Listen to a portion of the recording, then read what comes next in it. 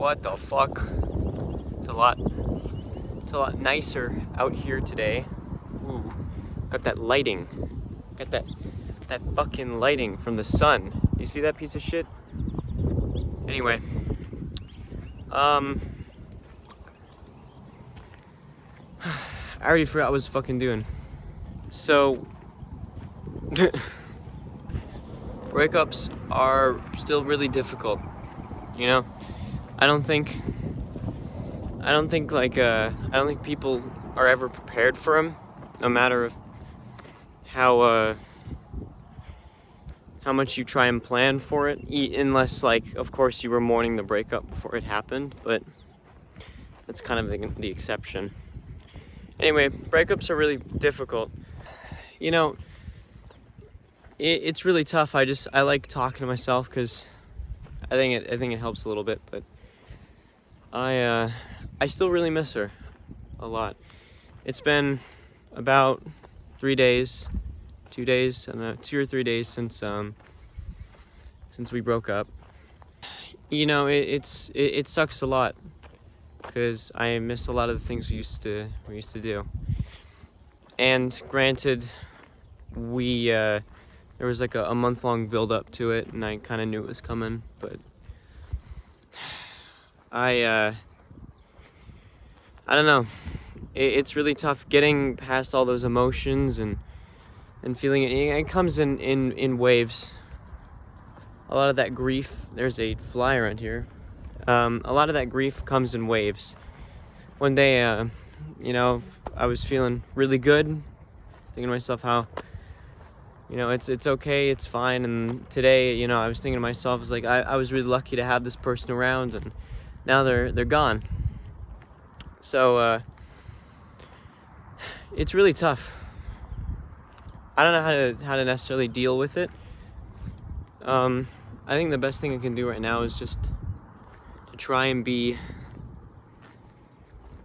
just sit with all these feelings. That's kind of the most cohesive advice I've seen, is just sit with all the feelings, see how it feels. But yeah, I don't know exactly. It's really tough. I keep thinking to myself, because it was a really long relationship, and I got really comfortable in the relationship, and not necessarily comfortable in a bad way. I got really comfortable being in it, and it was really wonderful, and it's gone now. It's been kind of ripped away. So, I don't know. And like I said, it comes in waves. It's really, it's tough. You know, it's a lot of thinking and rambling to myself, a lot of mumbling here on camera. But I really miss her a lot. We used to call almost every night, and we'd talk for like an hour or two, you know, and when we started out, it was really long. We'd call really early and then call for a really long time, maybe 4 or 5 hours sometimes. But, you know, as the relationship, we got past that honeymoon phase, we'd still call almost every day. And we would have our talks for an hour or 2 or 3. And that was still really good. I mean, like, for a relationship to keep doing that, I realized that was like really cool. I was really lucky to have somebody who cared so much that we could do that. But now that I don't get that call anymore, now that, you know, I don't have that person that cares so much about me, it really sucks. It really sucks a lot. And I don't know exactly how to handle it very well. I mean, I'm trying to handle it in the best way I can, but it's really difficult. Just, you know, there's some days where I think to myself, it's like, that was the best thing that could have happened to me, because, you know, my self-esteem during the relationship wasn't the best after a while, because of some of the things that she would say to me about, like, the way I'd dress and stuff like that. And you know, I would say that my stuff wasn't wonderful. You know, I don't even like looking at some of it now, but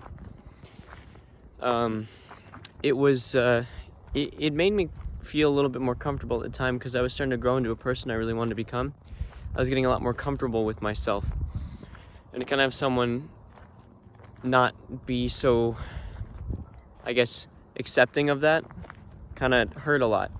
I try to convince myself with all that stuff, and you know, logically speaking, it probably was doomed because we weren't that compatible in regards to those things. We both weren't emotionally competent for each other. But you know, there's a part of me that keeps thinking, like, because we connected so well on so many other fronts, there's a part of me that just thinks, you know, maybe we could have worked it out if I hadn't been such a dick about some things, and if I'd been more emotionally available. And that part of me really sucks to have around, because that's usually when I get super sad. I miss a lot of things. I miss us. I miss all the things we used to do. I mean, when you have like a year and a half's worth of time kind of just like going around, when you have a year and a half's worth of time just floating in your head, a lot of things resurface after a while, and you think like, wow, there's so much stuff I may have forgotten about that I'm now remembering, or there's so many things that I'm now gonna miss. You know, we did a lot together. We experienced a lot more than I like to recall at some points during the relationship, but you know, now it's making me appreciate more than what I did before. And you know, that's good. It's important to be grateful. I learned to be grateful, but at the same time, you know, it's like this asshole didn't fucking like appreciate what he had. Is like, oh well, now. And you know, it's really difficult too, because she's really gorgeous. She's quite literally one of the most perfect people I've met. But she's still gone now, and that really sucks to think about. I don't know how to approach it, because I miss her a lot. You keep wondering, like, what if you could have made it work? What if you didn't do this? What if you didn't do that? What if you did work it out? And what if maybe you were supposed to be, but you know, you fucked it up, right? And I think that we had wonderful chemistry. Compatibility was probably to a T, except on a few very important spots. That's the thing. I'd like to point that out, that compatibility was kind of to a T, except a few important spots, and those important spots really, they really affected the relationship. But I'm trying to set my phone down on like this hay bale. You guys can hear that, but it is not working very well because hay bales aren't camera stands. Oh, fuck, it worked. Forgot what I was saying again. I wouldn't let myself be comfortable with her about some of my deeper thoughts, and it wasn't necessarily about her, it was just about my life in general. Because with my first relationship, I just thought it was a funny feeling. That's what love was. Then I learned that it's just about affection and care. And now with this one, I've learned that there is more to love as well. It means sharing a lot more about yourself, being more open and vulnerable, because a big part of love is letting yourself be vulnerable. Because there isn't love without taking a chance that it might fail or backfire on you. And that's what I learned. Is like, I was so afraid of like opening up so deep to a point where she might think I would be weird or gross or anything, but you know, or like just this incomprehensible person, you know. And that's in all parts of life too. It's not only like necessarily about your personal stuff, but also about little things about yourself. It's about your life, your job, schooling, maybe even more of the private things, if you know what I'm talking about. If there's a truck behind me, guys, or a car, that's a semi-truck. It's like the ones on Instagram Reels that like crashed into the family of four, and it's like, everyone was okay. Everyone's okay. Everyone survived. It's more just about vulnerability than anything as well. It's about showing that you care, and sometimes it means putting love in or being vulnerable and putting love in before you have that love back, because that's what taking a chance is about. And I feel like I didn't do that. I feel like I was always kind of hesitant. I had the love, half of the love part good and down. Maybe there's more to love as well. I don't know. Maybe I'll find out in the future. This probably was a really good lesson now that I think about it, because I learned that, like, look at me.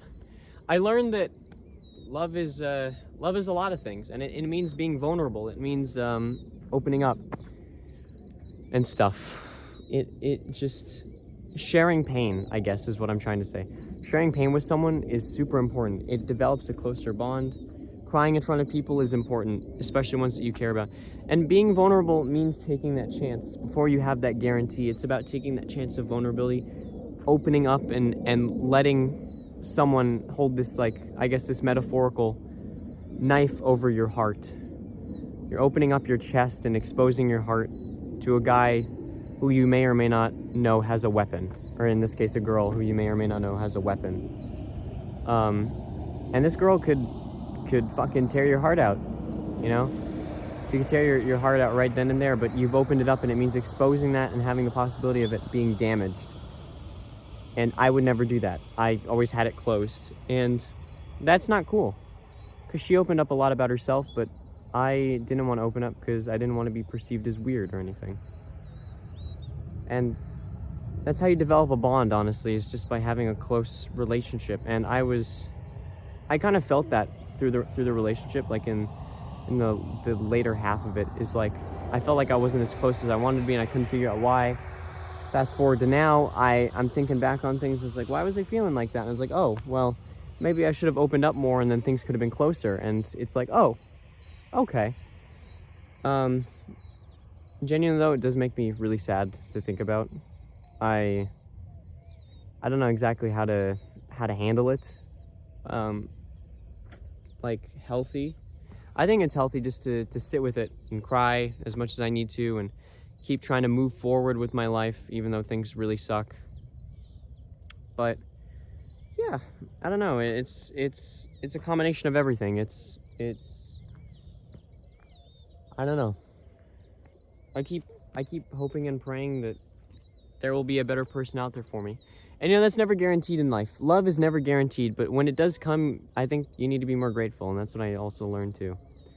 It's always about being grateful, being thankful, appreciating what you do have, so that when it may or may not come out of your life, because, you know, looking from I guess a philosophical or like a life view standpoint, everything belongs to death. Nothing is yours. It will all return to death, or in, I guess, biblical terms, ashes to ashes and dust to dust. So eventually you will lose everything, whether it means you die or something else dies or something else is gone because it's destroyed. Nothing is forever, nothing is guaranteed except death and taxes. And that's kind of a weird way of looking at it. I know it sounds edgy, but it's true. And it's important to think like that, I think, because it's important to appreciate what you do have here, you know? I kind of worried that I found a diamond in a wasteland full of people who are so preoccupied with everything and don't stop to enjoy life, who are so self-obsessed, egotistical, and stuff like that. And it's important to have somewhat of a cohesive ego, but nothing that places yourself above everyone else, because everyone else is trying their best, or at least if you're not, do it. Try your best. Keep going, do what you can. But there's a lot of, you know, this isn't anything new. I'm not saying this like this is insightful information. I'm sure even you, whoever may be watching this, understands that there are a lot of shitty people in the world. It's not like you can go up to someone and they're like totally nice and everything. There's a lot of shitty people even underneath all that layer of politeness. There's a lot of people who are full of hatred and who don't have the capacity for a certain type of love, who aren't willing to forgive, who aren't gracious enough with other people. And there's those types of people who are surly and restless and unrelenting about their certain adamants, or being adamant. It's not a noun. It's an adjective, I think. Right? It's an adjective. Fuck. I don't know. See? So isn't this great? I don't know. There's so much shit I don't know. You know, there are many, like I was saying, there's a lot of shitty people who are adamant on their ways, who aren't willing to grow as people. And that's kind of what I want in a relationship. I want to grow with someone. I want them to hopefully be kind. There's a lot of things I expect out of it in the beginning, but it doesn't mean we can't grow in a lot of other aspects of our life, like grow into our careers, grow into our lives, you know.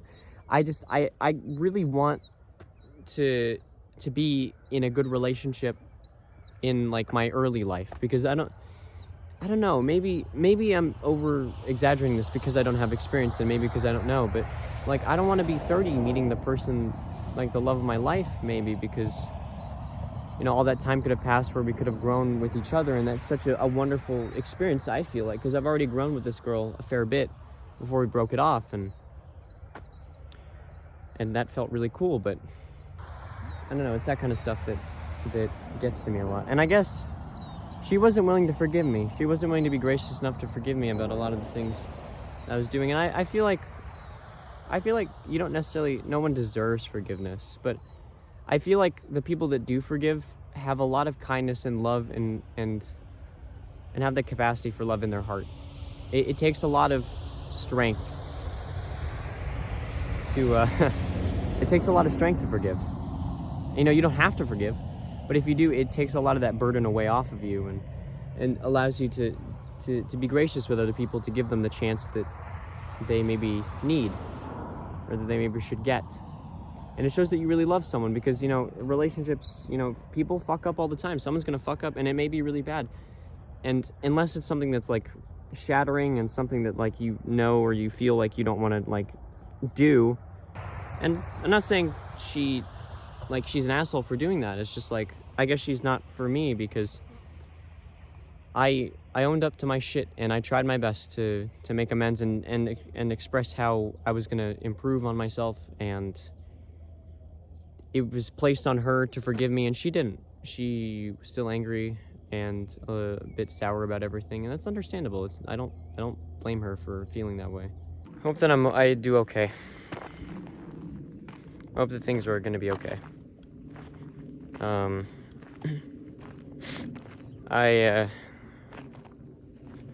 don't want to mess things up with my life right now.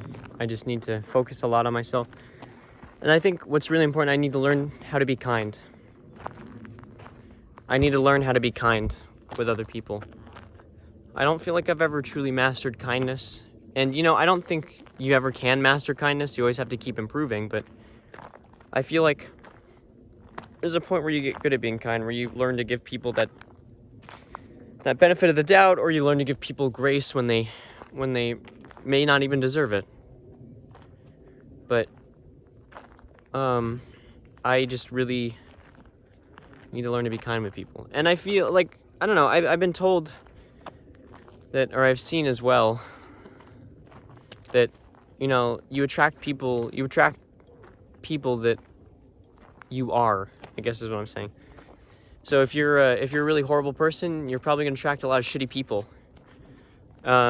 If you like doing one thing, you'll probably attract that one person. If you I don't know, if you're a good person, you'll probably attract good people. I don't have much else to say right now. I just feel like I needed to get that off my mind. But I'm still learning. Still got a lot left to do in my life, hopefully. Yeah. I don't know. Take care, whoever may be watching this. You know, if you're in the same situation as me, feel free to talk to me. I don't know. Feel free to let me know down below. But I'm still learning a lot about myself, so who knows? I don't know. I got a lot left to learn. Take care, who's ever watching. Hope you have a wonderful day. I do sincerely mean that, and I don't know, hope everything goes well with your life. Hopefully better than mine. But take care, and I'm signing off.